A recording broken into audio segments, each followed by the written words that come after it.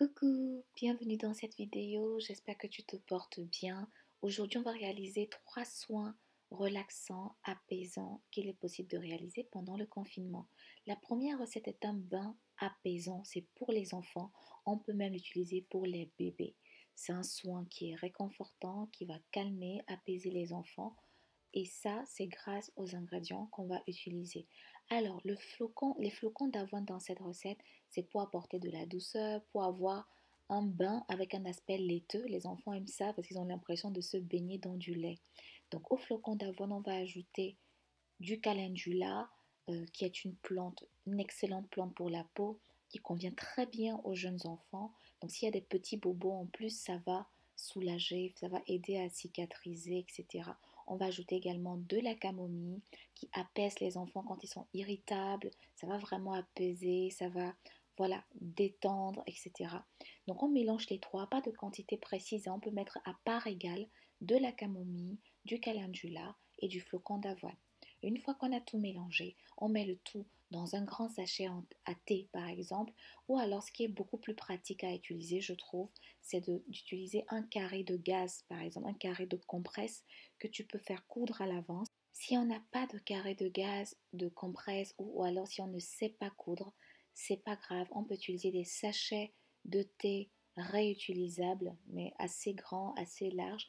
On met le mélange dedans et on peut jeter directement dans l'eau chaude du bain avant de la diluer quelques minutes après. C'est vraiment un soin 2 en 1 qui, en plus de faire du bien à la peau de nos bambins, va vraiment les soulager, les calmer, les apaiser comme ça avant d'aller au lit. Et ça, c'est grâce à la présence de la camomille dans la recette.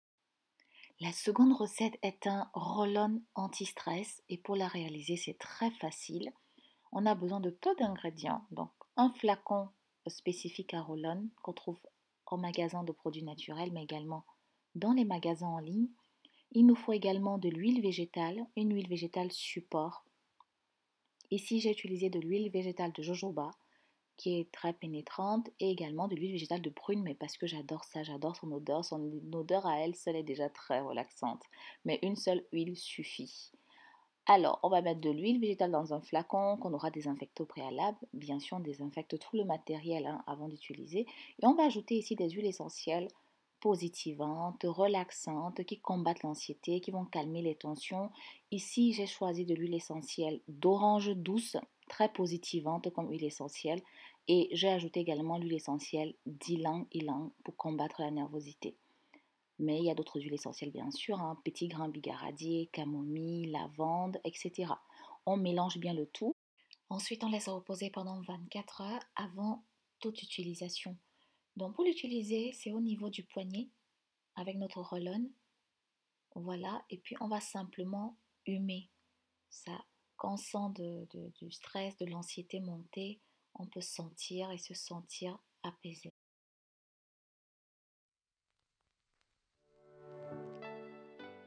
La troisième recette est un coussinet soporifique aux plantes du sommeil. Donc c'est un coussin qu'on peut préparer do it yourself soi-même avec des plantes relaxantes dedans qui favorisent le sommeil. Si tu es stressée, anxieuse et que tu n'arrives pas à dormir facilement ou que ton chéri n'arrive pas à dormir, c'est un do it yourself que tu peux réaliser vraiment facilement.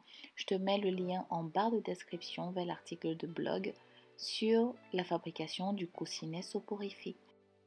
Et on se retrouve bientôt bien sûr pour une nouvelle vidéo. D'ici là, prends soin de toi, prends soin des tiens et puis bon confinement.